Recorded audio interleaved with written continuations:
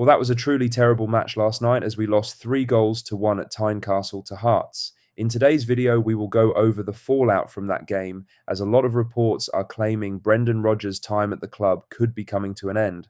Not only that, we will also go over all the latest Celtic news from the last 24 hours. But first, make sure you like this video and subscribe to the channel for more Celtic content. Brendan Rodgers has confirmed that Cameron Carter-Vickers will undergo surgery today, with the Celtic defender facing up to 5 months on the sidelines.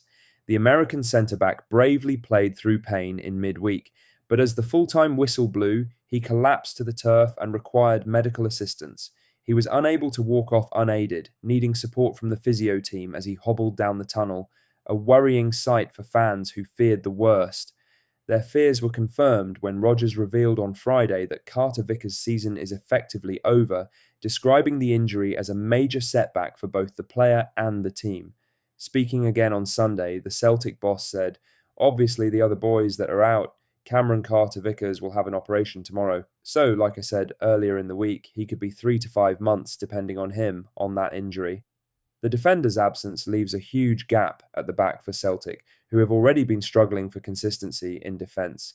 Dane Murray was handed a start in Carter-Vickers' place at Tynecastle, but endured a torrid afternoon. The young centre-half was involved in all 3 Hearts goals, scoring an own goal, stepping away from the ball as it went towards goal, and conceding a penalty as the hosts sealed a 3-1 win.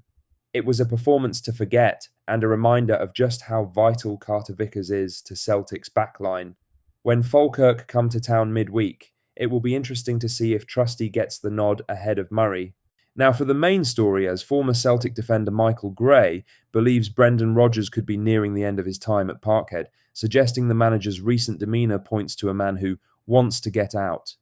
Gray said the Celtic boss looks increasingly frustrated and disillusioned, particularly after a run of poor results that has left the champions 8 points behind Hearts in the league.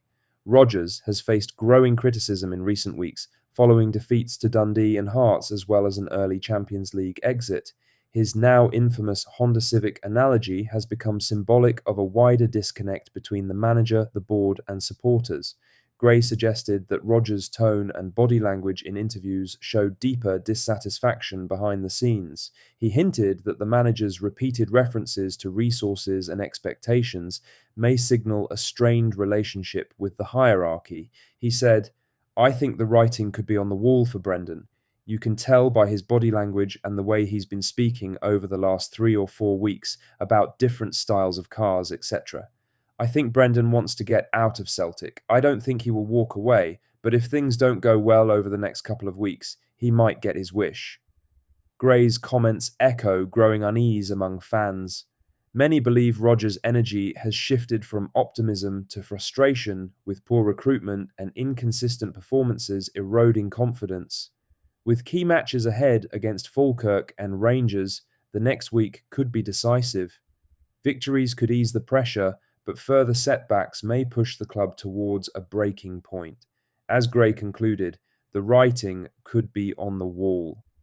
If results don't turn soon, Rodgers' second spell at Celtic may end far earlier than expected. In other news, it was back-to-back league defeats for Celtic as Hearts eased to a 3-1 victory at Tynecastle, leaving Brendan Rodgers' side under mounting pressure. Celtic briefly showed signs of life when Callum McGregor pulled them level at 1-1 in the first half, and Benji Nygren had a golden chance to put the visitors ahead before the break, only to be denied by the Hearts goalkeeper.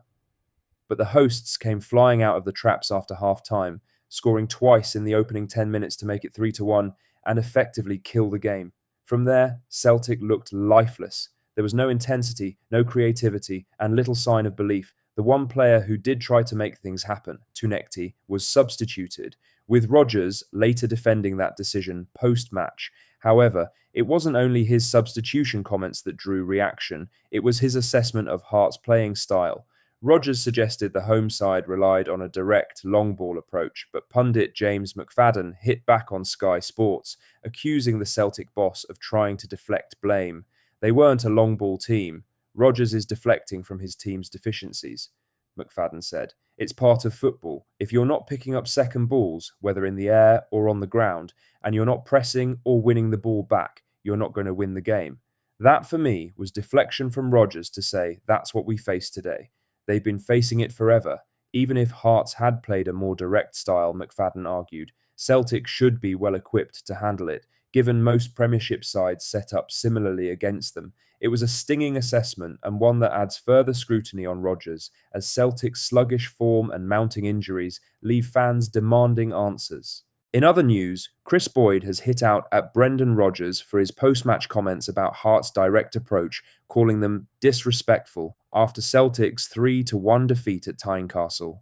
The pundit accused the Celtic manager of deflecting from his own team's failings and showing a lack of respect to Derek McInnes and his Hearts side, who moved 8 points clear at the top of the Premiership with the win.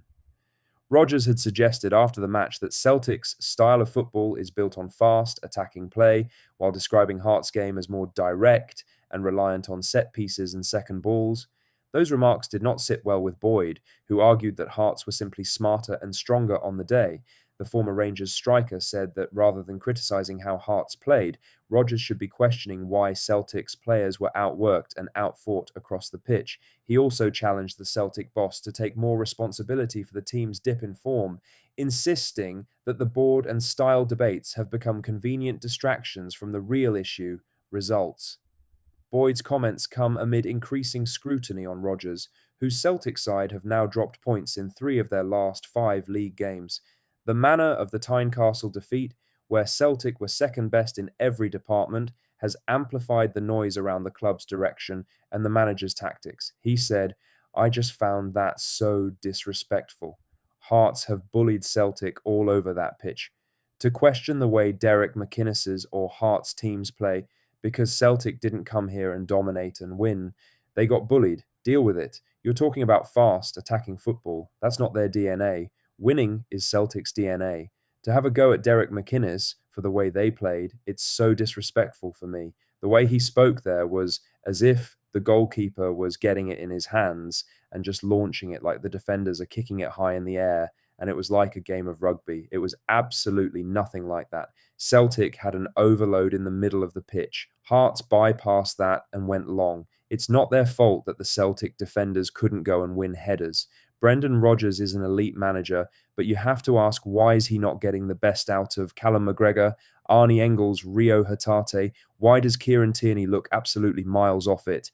Tonekti's only scored 1 goal in 9 games. Why has Rodgers not been able to get the best out of them? There's been all this talk about the board. That's been a deflection. Today is another deflection. It's over to Rodgers to get his team back to playing football in a way that can win games. What do you think of what we discussed in today's video? Let us know down in the comments section below. Make sure you've liked this video and subscribe to the channel for more Celtic content. Thank you, take care, goodbye.